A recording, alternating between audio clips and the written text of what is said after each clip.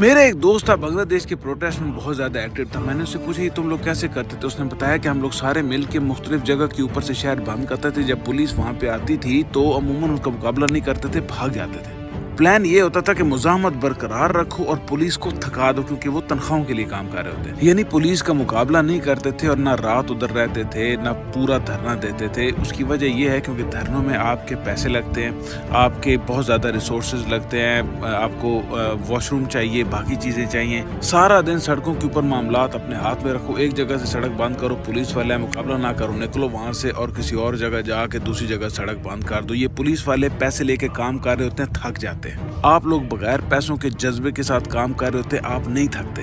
مثلا میں آپ کو مثال دیتا ہوں، ایک سڑک جو ہوگی 100-150 کلومیٹر کی، اس کے اوپر تھانے کی ساری نفری ملا لوگ کی 150-200 سے زیادہ بندہ نہیں بنے گا، لیکن اس کے اندر کئی گاؤں آئیں گے، کئی لاکھ کی آبادی ہے، اور ہر آبادی میں سے اگر ہر گاؤں میں سے 20-20 15-15 بندے بھی نکلے تو اس جگہ سڑک بند کر سکتے ہیں. پولیس آتی ہے، نکلو وہاں سے، آگے پیچھے ہو جاؤ. اور جو امپورٹنٹ لیڈرز ہیں وہ رات کے ٹائم کہیں اور رکیں، اپنے گھروں میں نہ رکیں. اور اس طریقے سے آپ ایجیٹیشن جو ہے وہ کئی دنوں تک لے کے جا سکتے ہو. گورنمنٹ دم توڑ جاتی ہیں جب یہ چیز تو 4-5 دن، ہفتہ 2 ہفتے گزرتی ہے. آہستہ آہستہ عوام بھی شامل ہونا سٹارٹ ہو جاتی ہے. یہ اس نے مجھے سمجھایا تھا تو میں نے سوچا آپ سے شیئر کر دوں. جو یہ دیکھے ضرور آگے شیئر کریں.